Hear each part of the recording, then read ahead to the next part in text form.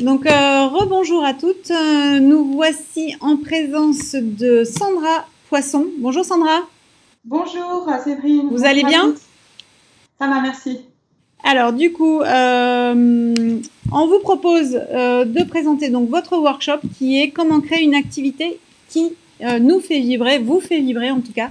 Voilà, vous allez tout nous dire et à la fin de ce workshop, c'est parti, on crée son entreprise et voilà, on se sent bien dans son nouveau job, son nouveau projet professionnel en tout cas. Tout C'est à à fait, vous. tout à fait. À tout de suite Sandra, je vous retrouve tout à l'heure pour les questions, s'il y en Ça a. marche. Et voilà, bon workshop en tout cas. Merci, merci. Alors c'est vrai que j'ai choisi un titre un peu too much, mais c'est vraiment le cas en fait. J'avais envie de créer un workshop autour de cette nouvelle activité qui est la vôtre, celle que vous avez choisie, si vous avez choisi de vous installer à votre compte. Et du coup, je pense vraiment qu'on peut s'épanouir grâce à son activité professionnelle et le workshop, du coup, je vais l'axer là-dessus. Parce que je suis sûre que si vous avez décidé de vous lancer à votre compte, vous rêvez d'autonomie, sûrement de liberté financière. Et c'est tout à fait possible de créer cela à travers une nouvelle activité, en tout cas une création d'entreprise. Parce que je suis convaincue qu'on peut s'épanouir en partant de soi pour créer une activité et on va parler de ça aujourd'hui. Et merci de m'écouter, c'est super, je suis super contente d'être avec vous aujourd'hui. Donc avant de rentrer dans le vif du sujet, je vais quand même me présenter. Donc bonjour à toutes, moi je suis Sandra Poisson, donc comme Séverine l'a dit, j'ai créé Shine On Web fin 2018 pour accompagner les entrepreneuses à attirer des clients en créant un marketing vibrant à leur image et surtout selon leur propre éthique pour qu'elles s'épanouissent dans leur vie professionnelle. Donc on va voir dans ce workshop que tout part d'abord de sa propre écologie intérieure pour créer une activité qui nous épanouit. On va voir ça en plusieurs points. La première chose en fait, c'est déjà d'être consciente qu'il faut cultiver son état d'esprit quand on entreprend. C'est une priorité parce que notre état d'esprit, c'est vraiment notre gouvernail pour mener nos journées, notre quotidien, trouver des clients et faire tout ce qu'il y a à faire quand on mène une entreprise. Donc du coup, déjà le savoir, ça fait gagner du temps et partir sur une bonne base en fait de posture. Donc du coup, pourquoi je vous parle de ça? Parce que on est conditionné par notre éducation, nos croyances et souvent notre mental, c'est vraiment notre pire ennemi et notre propre frein. Donc c'est pas toujours facile, c'est une lutte quotidienne, mais du coup il y a des petites choses à faire pour changer de mindset. Et du coup, notamment comme cultiver des pensées positives, c'est une manière de surfer sur une vague positive, comme faire des actions ou des loisirs qui nous plaisent, marcher, faire du sport, aller en nature, tout ça, c'est des choses. Je m'écarte un peu du sujet, mais vous allez voir que non, parce que ce mental, il peut nous jouer beaucoup de tours. Et du coup, bah, voilà, il faut essayer de transcender les moments de doute et de peur et célébrer ces petites victoires. Et quand on crée, on a beaucoup de questions, de doutes et d'hésitation. Et du coup, bah, ce mental, il peut vraiment nous faire, ce changement de positionnement peut nous faire réagir différemment. Et surtout, comment on cultive un mental positif, c'est aussi en s'entourant des bonnes personnes, en enlevant les personnes toxiques, en gardant les personnes qui nous font du bien, des personnes ressources, ou les personnes qui entreprennent aussi. C'est pour ça que souvent on rejoint des communautés ou des réseaux quand on entreprend. Et c'est vrai que ça maintient un état positif, un état haut en vibration en fait. Donc pour l'instant, je parle que d'énergie et d'état d'être, mais c'est vraiment important. Ça va conditionner vraiment la réussite de l'entreprise et le décollage imminent, immédiat ou plus long en fonction de cet état d'esprit en fait.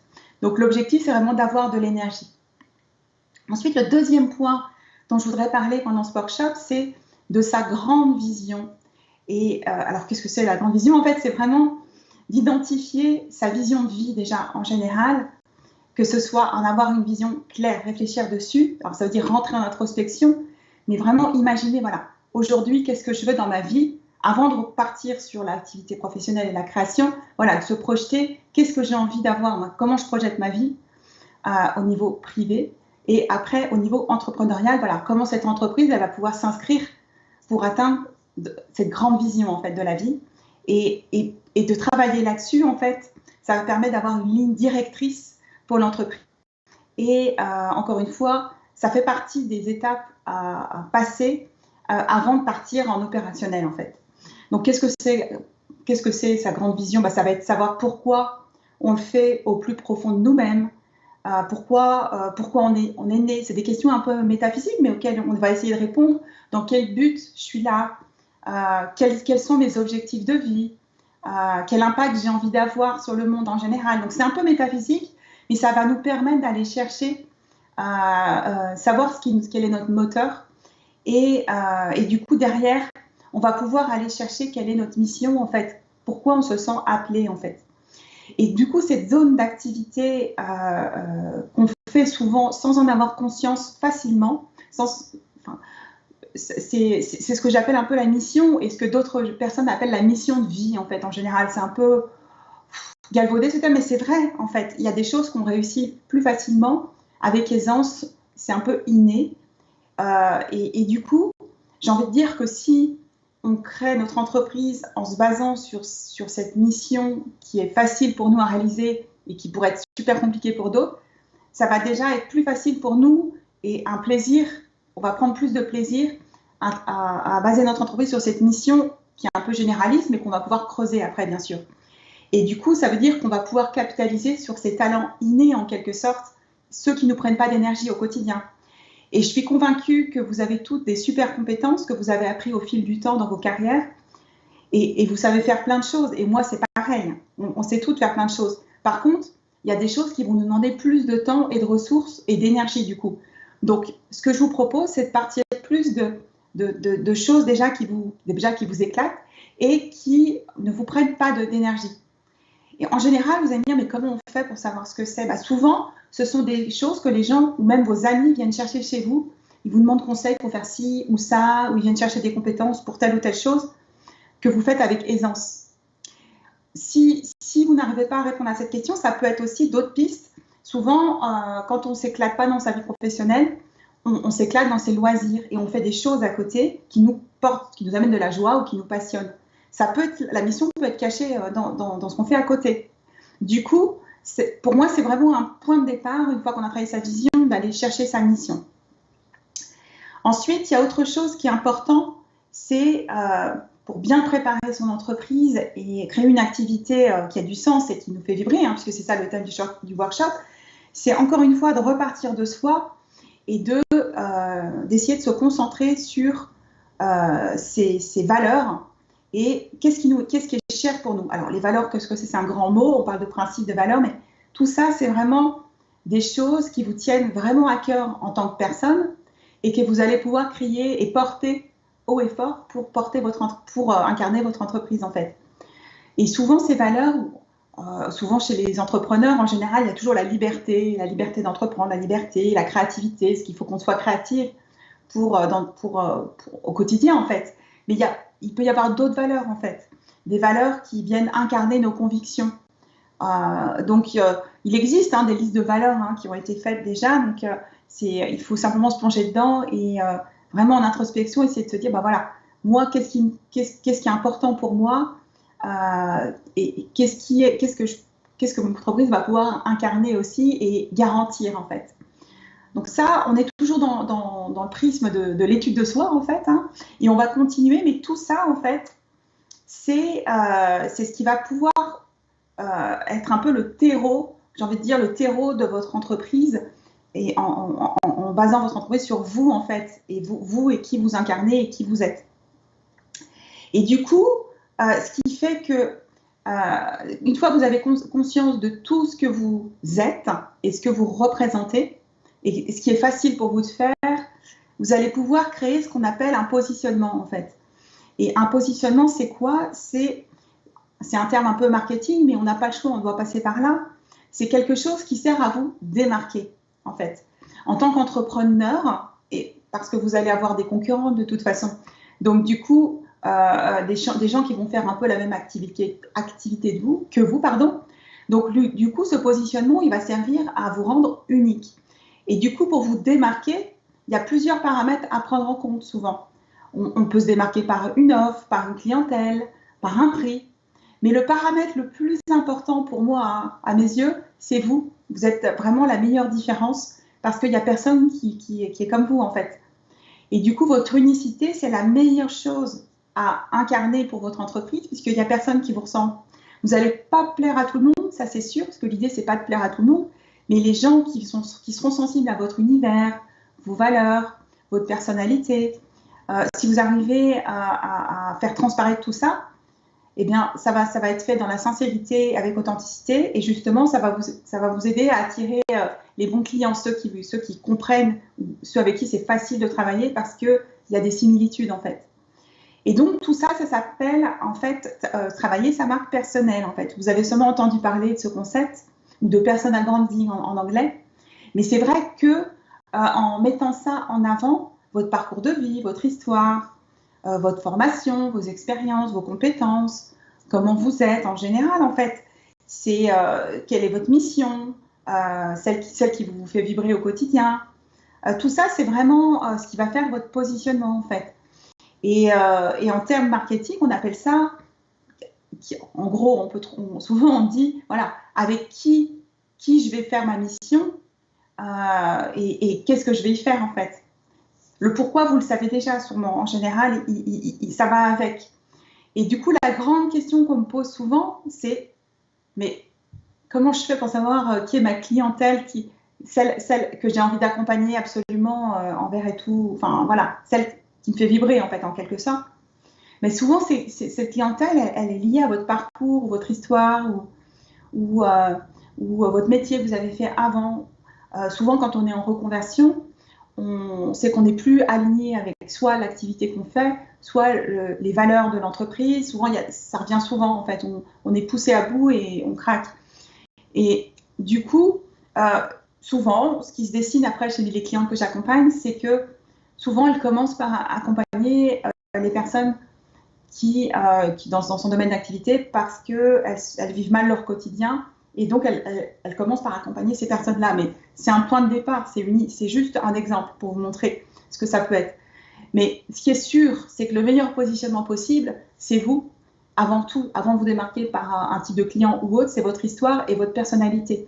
Donc, j'ai envie de vous dire qu'en partant, comme on vient de le voir, de vraiment vous qui vous êtes, ce à quoi vous aspirez, ce pourquoi vous êtes doué, et de prendre conscience de vos talents innés, de vos compétences, tout ça, ça va vraiment être intéressant de centrer votre entreprise dessus. Pourquoi? Parce que ça ne va pas vous demander beaucoup d'énergie. J'exagère, il faut quand même de l'énergie au quotidien, mais moins que si vous lanciez, par exemple, un business de revente, là, comme ça se fait beaucoup en ce moment, de dropshipping ou autre, où on est plus dans le commerce. Il n'y a pas forcément, je ne juge pas du tout, mais c'est plus parce que souvent les personnes qui sont en reconversion, voilà, l'entreprise, c'est vraiment la concrétisation d'une nouvelle formation qui a été faite juste avant ou autre chose, ou en tout cas de se réinventer au niveau professionnel. Et on a vraiment envie de créer cette entreprise. Et parfois, on perd du temps parce qu'on se focalise tout de suite sur faire ses cartes de visite, son site, sa com, sans avoir pris le temps de travailler sur tout ça, en fait, qui est vraiment très, très, très important, en fait, pour la pérennité de l'entreprise et pour ne pas s'essouffler. Donc voilà, je referme ma parenthèse. Mais du coup, une fois qu'on sait à qui on s'adresse et pour qui on va faire cette mission, on va définir une offre, en fait.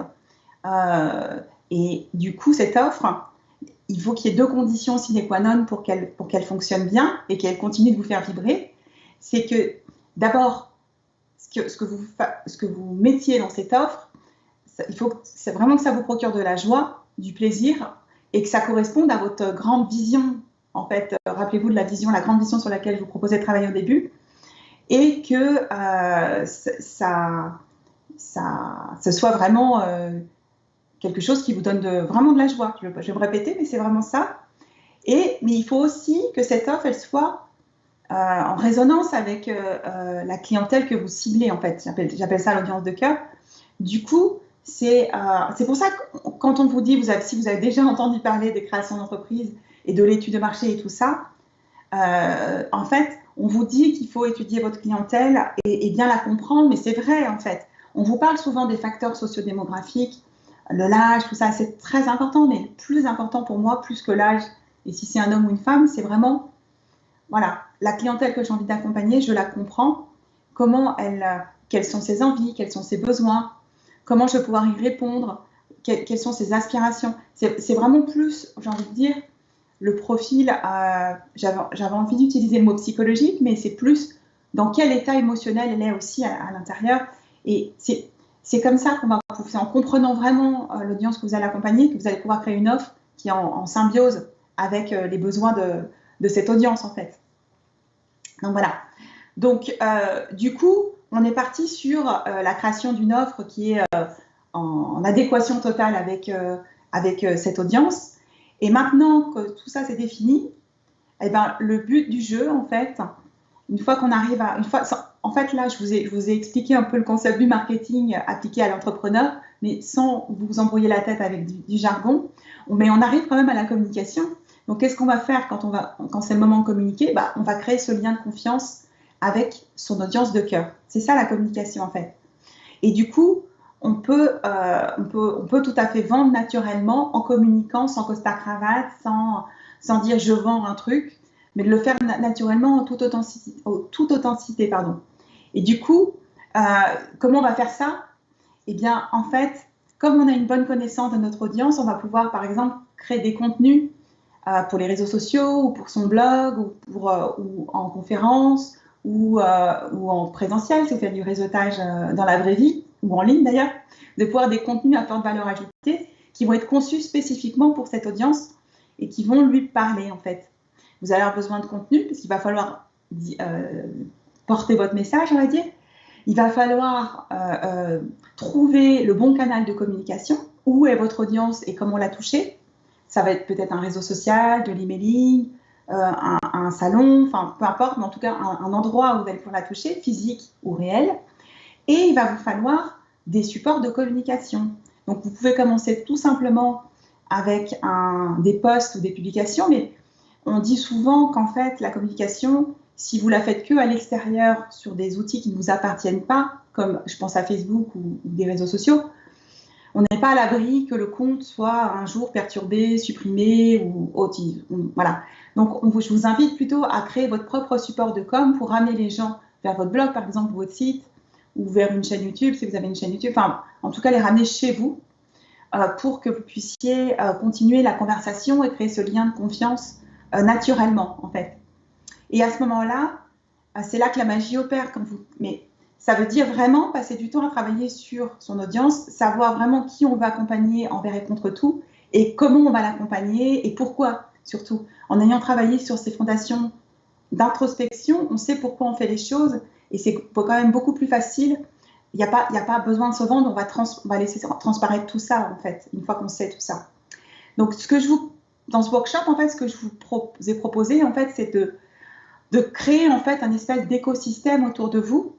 Et pour moi, c'est vraiment la garantie de vous créer une activité qui va vous épanouir, qui va vous faire vibrer. C'est vrai que j'ai utilisé ce mot qui était un peu fort. C'est ce que je fais dans mon entreprise depuis que j'ai créé. C'est ce que je fais avec mes clientes que j'accompagne. J'essaie de les pousser, en tout cas, à travailler dans ce sens-là pour qu'elles se sentent bien dès la création et que l'entreprise, bien sûr qu'elle va évoluer, mais qu'elle soit toujours au cœur de leur business, en fait. Voilà. Alors, j'ai terminé sur tout ce que je voulais vous dire. Si vous voulez, parce que j'ai laissé un petit temps de questions, je sais qu'il y avait un petit temps de questions. Je ne sais pas combien de personnes me regardent, mais parce que je suis partie dans mes explications. Mais sachez que si vous voulez plus d'informations sur le sujet, donc vous pouvez aller visiter mon site shineonweb.com. Je tiens un blog et j'ai récemment lancé un podcast qui s'appelle le podcast Radiance, disponible sur toutes les plateformes d'écoute, où je parle d'entrepreneuriat, de marketing, de mindset et de tout ce dont on vient de parler aujourd'hui. J'ai également des ressources sur mon site pour les créatrices d'entreprise. Allez voir un cours par email, des workbooks. Et du coup, si vous êtes prête à lancer votre entreprise, vous pouvez aussi prendre un rendez-vous avec moi sans engagement. On va pouvoir en discuter. Et en fait, je suis aussi un organisme de formation, donc j'accompagne mes clientes à distance sur plusieurs mois pour vraiment mettre en place tout ce dont je viens de vous parler de manière très sommaire. Ça mériterait d'être développé. Mais voilà, je suis disponible. Et voilà, je vous vois Séverine, du coup on peut peut-être passer aux questions s'il y en a. Exactement. Alors du coup on a effectivement plus d'une quarantaine de personnes qui vous suivent, Sandra. Du coup voilà, avec des pouces qui, voilà, beaucoup de de bienveillance, mais pas de questions effectivement sur le développement de son site web par rapport à ce que vous avez proposé ou ce que vous proposez aujourd'hui. Voilà, que vous dire de plus? Alors, voilà. Est-ce que vous avez envie de rajouter des petites choses du coup, Sandra? Comment? Est-ce que vous avez envie de rajouter des choses ou est-ce que vous avez terminé? Oui. Oui. Alors, c'est vrai que là, j'ai parlé un peu comment dire, de manière très détachée de la réalité, pour vraiment, parce que je sais que les personnes qui débutent souvent n'aiment pas le marketing et ne veulent pas en faire. Et moi-même, hein, avant d'étudier ça et de travailler là-dedans, c'est vrai que ça fait 22 ans que je travaille dans la com, le marketing, le web, et j'évolue de plus en plus vers le développement personnel aussi que j'ai intégré dans mes pratiques, puisque quand je parlais d'état d'esprit en début du workshop, c'est vraiment parce que je l'ai vécu aussi, hein, ma première année. Si j'avais pas rencontré une coach business qui m'a tout de suite éveillé l'esprit pour me tirer vers le haut et ne pas avoir le syndrome de l'imposteur, ne pas me sentir illégitime, tout ça, peut-être que j'en serais pas là. Donc je lui rends grâce, elle saura se reconnaître si elle m'écoute.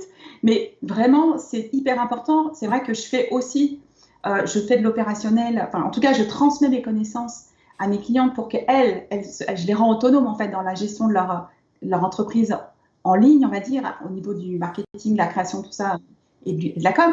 Et c'est vrai qu'il y a un site internet à la clé, mais le site internet, pour qu'il soit puissant et qu'il serve vraiment l'activité d'une entrepreneur, il faut vraiment qu'il soit pensé stratégiquement. Et c'est pas que, je veux dire, c'est pas que une page d'accueil, c'est pas que des pages et un formulaire de contact. Il faut vraiment qu'il y ait un cheminement, tout le cheminement, ce lien de confiance qui aurait mérité d'être développé parce que c'est un autre sujet dont je parle beaucoup sur mon blog justement. Donc, allez-y si vous avez envie d'en savoir plus ou contactez-moi, je serais ravie d'en parler avec vous. Mais vraiment, ce lien de confiance, il est à faire pour tout achat. Quand on fait un achat, que ce soit des services, même en e-commerce, hein, je veux dire, quand on fait un achat, à partir du moment où on connaît une marque, puisque quand on est entrepreneur, c'est vrai qu'on devient une marque quelque part, eh bien, en fait, on ne va pas acheter tout de suite. Il y a une confiance à avoir. Et du coup, souvent, on dit qu'en ligne, en tout cas sur le web, qu'on travaille en présentiel ou en ligne, c'est peu importe, c'est pas grave. Ça. Quand on a une identité numérique en ligne, on dit qu'il faut 7 points de contact avant qu'il y ait un déclenchement d'achat. Donc, qu'est-ce que c'est un point de contact? Je parlais tout à l'heure des supports de com, un réseau.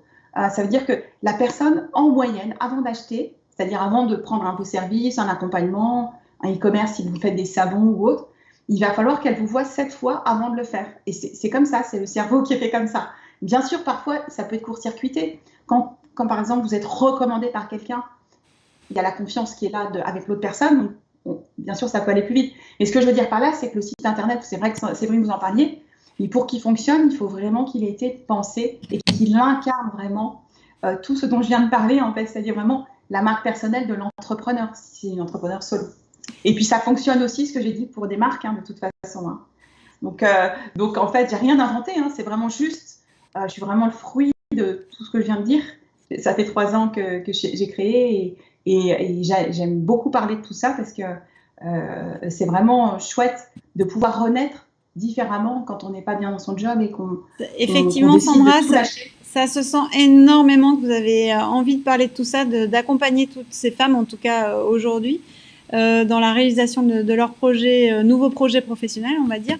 Donc effectivement, il y a Cathy qui aimerait bien prendre rendez-vous avec vous. Donc on a mis en chat du coup votre adresse sur le hall d'exposition, voilà, pour prendre contact directement avec vous. Mais sinon, on le rappelle, hein, c'est shineonweb.com ou .fr .com. shineonweb.com, voilà, pour prendre contact avec vous, vous laissez un message, vous contactez par téléphone ou par mail, selon vos besoins. En tout cas. Voilà, super. Donc depuis tout à l'heure, vous avez eu beaucoup de plus supplémentaires. Voilà, ça veut dire on vous remercie pour votre intervention, en tout cas, qui était effectivement bienveillante et dynamique, en tout cas, et on se rend compte qu'il y a beaucoup de choses à faire, finalement, quand on crée son site internet ou son identité professionnelle. Si je vais juste conclure, si j'ai le temps, Séverine, 2 secondes, allez-y. C'est si on doit retenir quelque chose de mon intervention, parce que je sais que toutes les personnes qui sont là écoutent des workshops et tout, et qu'on en a plein la tête, on finit par plus savoir où aller. C'est vraiment, avant de vous lancer et de partir à faire votre site internet, tout ça, enfin voilà, votre com, réfléchissez vraiment à qu'est-ce que vous allez incarner dans votre entreprise et pourquoi vous le faites. C'est vraiment très important.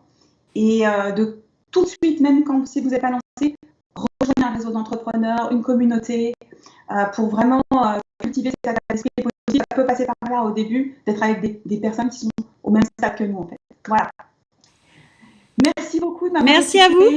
Et puis, on se retrouve pour la suite, s'il y a des besoins ou s'il y a des questions.